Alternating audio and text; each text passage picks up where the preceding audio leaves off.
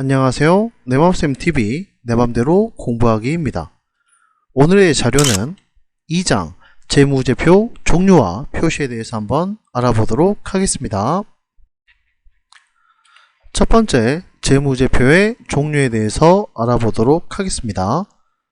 원래 재무제표의 종류에는 굉장히 많은 종류가 있습니다. 그런데 여기에 나오는 재무제표는 정기적으로 공시해야 하는 재무제표 5가지를 알아보도록 하겠습니다. 첫 번째, 재무상태표입니다. 재무상태표라고 하는 것은 일정한 시점에 나타난 재무상태를 나타내는 장부입니다. 두 번째로, 손익계산서가 있는데요. 손익계산서라고 하는 장부는 일정한 기간에 나타난 경영 성과를 나타내는 장부입니다. 세 번째로, 자본변동표가 있는데요. 자본변동표는 일정한 기간에 나타난 자본의 변동을 나타내는 장부입니다. 현금 흐름표는 일정한 기간에 나타난 기업의 현금의 유입과 유출을 나타내는 장부로서 기업의 재무활동, 투자활동, 영업활동에 나타난 현금 흐름을 나타내는 장부다 라고 생각하시면 될 것 같습니다. 마지막으로 나오는 주석은 위에 나와 있는 장부에 대한 필요한 보충적으로 설명하기 위해서 나타내는 장부다 라고 생각을 하시면 될 것 같습니다. 위에 장부를 설명하면서 꼭 알아야 되는 것이 있습니다. 시점과 기간에 대한 내용인데요. 먼저 시점이라고 하는 것은 특정한 날짜를 이야기하는 것입니다.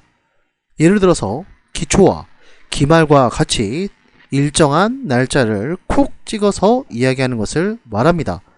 즉, 재무상태표는 특정한 날짜, 즉 기초, 기말에 나타나는 특정한 날짜에 대한 내용을 설명하고 있는 장부입니다. 두 번째로, 기간이다 라고 하는 것은 연속된 날짜를 이야기하고 있습니다.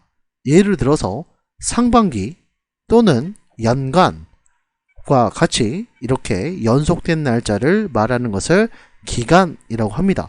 그래서 손익계산서나 자본변동표나 현금 흐름과 같이 기간을 나타내는 장부는 언제서부터 언제까지에 대한 정보를 나타내는 장부다 라고 생각을 하시면 될 것 같습니다.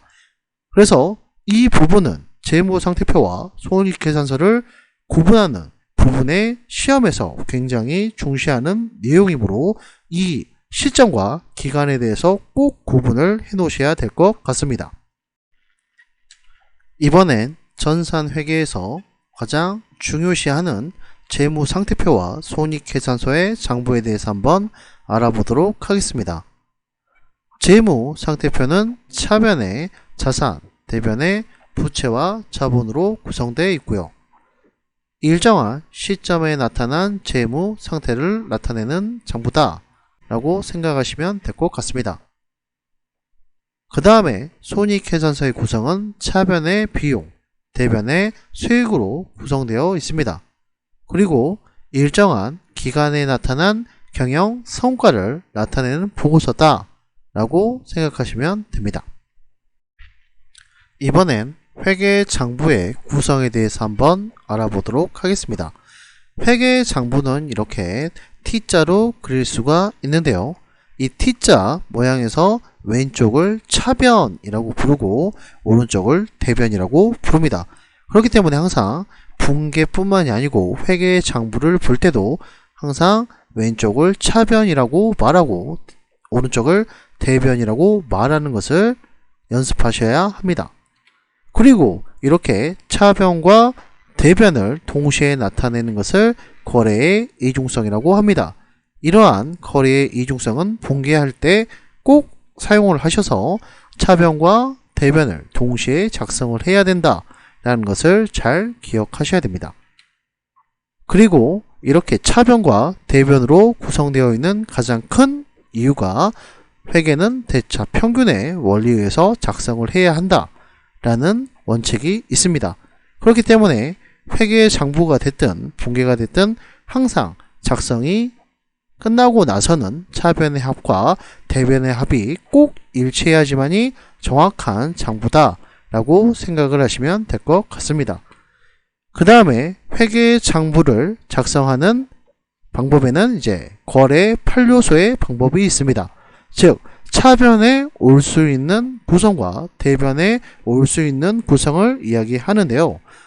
차변에 올 수 있는 구성은 자산이 증가했을 때, 부채가 감소했을 때, 자본이 감소했을 때, 그리고 비용이 발생했을 경우에는 차변에 위치하게 되고요. 대변에는 자산이 감소했을 때, 부채가 증가했을 때, 자본이 증가했을 때, 그리고 수익이 발생했을 때는 대변에 위치해야 된다 라고 정해 놓은 것을 거래의 판료소라고 합니다. 그렇기 때문에 분계와 회계장부를 작성할 경우에는 이 거래 판료소의 원칙을 꼭 지켜서 정확하게 작성을 하는 연습을 하시면 좋을 것 같습니다. 두 번째로 재무제표 표시 방법에 대해서 한번 알아보도록 하겠습니다. 첫 번째로 구분표시법과 통합표시법이 있습니다. 회계장부에서는 항목별로 중요하면 구분표시해야 하고 중요하지 않을 경우에는 통합표시할 수 있다라는 것을 이야기하고 있습니다. 두 번째로 총액표시법이 있습니다. 항상 회계장부를 작성할 경우에는 서로 상계 처리를 하는 것을 순액주의라고 하는데요.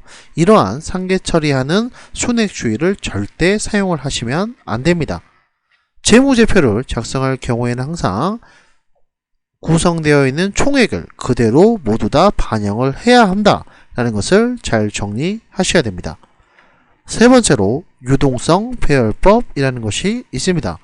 여기서 유동성 배열법이다 라고 하는 것은 유동성이 가장 높은 항목부터 먼저 장부에 배열하는 것을 이야기하고 있습니다.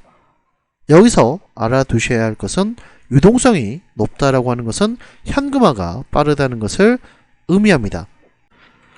네 번째로 발생주의에 대해서 알아보도록 하겠습니다. 발생주의라고 하는 것은 수익과 비용은 발생 시기에 바로 인식을 해야 한다 라는 것을 의미하고 있습니다. 마지막으로 다섯 번째는 수익, 비용, 대응의 원칙이 있습니다. 수익, 비용, 대응의 원칙은 비용은 관련 수익이 인식되는 기간에 인식을 해야 한다 라는 것을 의미하고 있습니다. 회계의 표시 방법에는 여러 가지 방법이 있는데요. 지금 소개해드린 이 다섯 가지의 표시 방법이 전산회계에서 문제를 풀 시 가장 중요한 원리이기 때문에 이러한 다섯 가지의 원리에 대해서는 꼭 정확하게 숙지를 하고 항목별로 어떤 것을 적용해야 할지를 정확하게 구분해서 정리해 놓으시면 좋습니다. 이렇게 해서 2장 재무제표 종류와 표시에 대해서 알아봤는데요. 시청해 주셔서 감사합니다.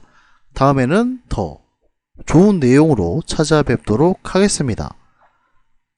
지금까지 내맘쌤TV 내맘대로 공부하기였습니다. 감사합니다.